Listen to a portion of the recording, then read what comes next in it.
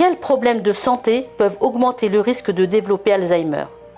Les problèmes de santé également, tels que l'hypertension, le cholestérol, les traumatismes crâniens, les lésions à la tête, et plus encore un accident cérébral vasculaire, un accident vasculo-cérébral, ce qu'on appelle les AVC, favorisent les pertes de mémoire. Chaque cas peut et doit être traité au plus vite, car ce sont là de véritables facteurs de risque de développer la maladie d'Alzheimer. Ainsi, les antihypertenseurs, en luttant contre l'hypertension, protègent les risques de survenue de la maladie d'Alzheimer. A contrario, une hypertension artérielle non contrôlée vers la quarantaine ou la cinquantaine, le plus souvent, sans aucun symptôme, favorisera la survenue d'AVC, d'accidents vasculaires cérébraux, et en créant des dommages au cerveau, augmente le risque d'Alzheimer. Je vous invite à voir toutes les vidéos que nous avons déjà réalisées sur ce sujet.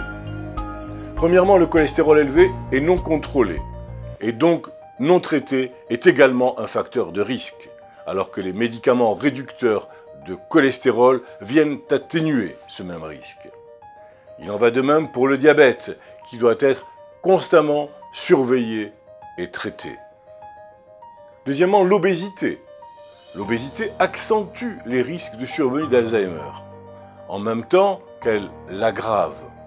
Une étude récente vient encore d'apporter un peu plus de confirmation.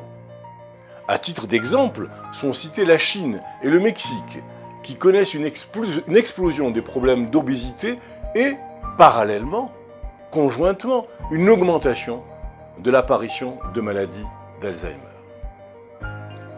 Troisièmement, les traumatismes crâniens. Ces traumatismes crâniens endommagent le cerveau. On parle même d'une démence des boxeurs. Quatrièmement, par ailleurs, on observe que les personnes trisomiques présentent des risques plus élevés de développer la maladie d'Alzheimer vers la soixantaine. Cinquièmement, enfin, l'aluminium, longtemps décrié, ainsi que les sels d'aluminium présents dans l'eau du robinet, parfois à des taux trop élevés, ne sembleraient pas constituer de manière certaine des facteurs de risque de développer la maladie d'Alzheimer.